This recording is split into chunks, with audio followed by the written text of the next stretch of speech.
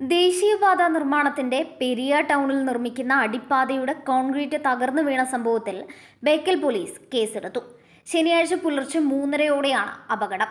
അപകടത്തിൽ 2 പേർക്ക് പരിക്കേറ്റിരുന്നു. വെള്ളിയാഴ്ച ഉച്ചയോടുകൂടി തന്നെ പാലത്തിന്റെ കോൺക്രീറ്റ് പണി ആരംഭിച്ചിരുന്നു. രാത്രി 12 മണിയോടുകൂടി നിർമ്മാണം പൂർത്തിയായി. എന്നാൽ പുലർച്ചെ 3:30-ഓടെ മധ്യഭാഗത്തെ കോൺക്രീറ്റ് തകർന്ന് താഴെ വീഴുകയായിരുന്നു. കോൺക്രീറ്റ് ചെയ്യാനായി നൽകിയ ഇരുമ്പ് തൂണുകളുടെ ബലക്ഷയമാണ് അപകടത്തിന് കാരണമായതെന്നാണ് പ്രാഥമിക നിഗമനം. അപകട സമയത്ത് 13 പേരാണ് പാലത്തിനു മുകളിൽ ഉണ്ടായിരുന്നത്. 2 പേർക്ക് പരിക്കേറ്റു. ഇവരെ കാഞ്ഞങ്ങാട്ടെ സ്വകാര്യ ആശുപത്രിയിൽ പ്രവേശിപ്പിച്ചിരിക്കുകയാണ്.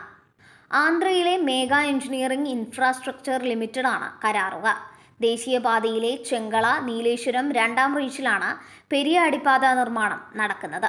അപകടത്തെ തുടർന്ന് കമ്പനിയുടെ അധികൃതരും സ്ഥലത്തെത്തി അന്വേഷണം ആരംഭിച്ചിട്ടുണ്ട്. ദേശീയപാത അതോറിറ്റി അപകടസ്ഥലം ശനിയാഴ്ച രാവിലെ തന്നെ സന്ദർശിച്ചു. അപകടം സംബന്ധിച്ച് പ്രതികരിക്കാൻ അധികൃതർ തയ്യാറായില്ല.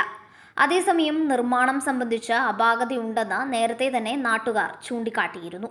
ഉദ്യോഗസ്ഥരുടെ യാതൊരു തരത്തിലുള്ള മേൽനോട്ടവുമില്ലാതെ അർദ്ധരാത്രിയിൽ പണി പൂർത്തിയാക്കുകയായിരുന്നു എന്നാണ് ഒരു വിഭാഗം നാട്ടുകാർ ആരോപിക്കുന്നത്.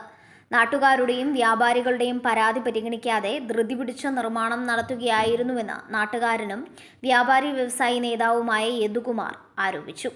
പെരിയയിലെ അപകടം സംബന്ധിച്ച് ബേക്കൽ പോലീസ് കേസെടുത്തു കഴിഞ്ഞു. IPC 336, 338, KP 118 വകുപ്പുകൾ പ്രകാരമാണ് കേസെടുത്തിരിക്കുന്നത്. മനുഷ്യജീവന് അപകടം വരുത്തുന്ന രീതിയിൽ നിർമ്മാണം നടത്തിയെന്നും കേസുണ്ട്. അപകടത്തെ തുടർന്ന് നിർമ്മാണത്തിലെ അപാകത അന്വേഷിക്കണമെന്നാവശ്യപ്പെട്ട് വ്യാപാരികളും നാട്ടുകാരും പെരിയ ദേശീയപാത രാവിലെ ഉപരോധിച്ചു.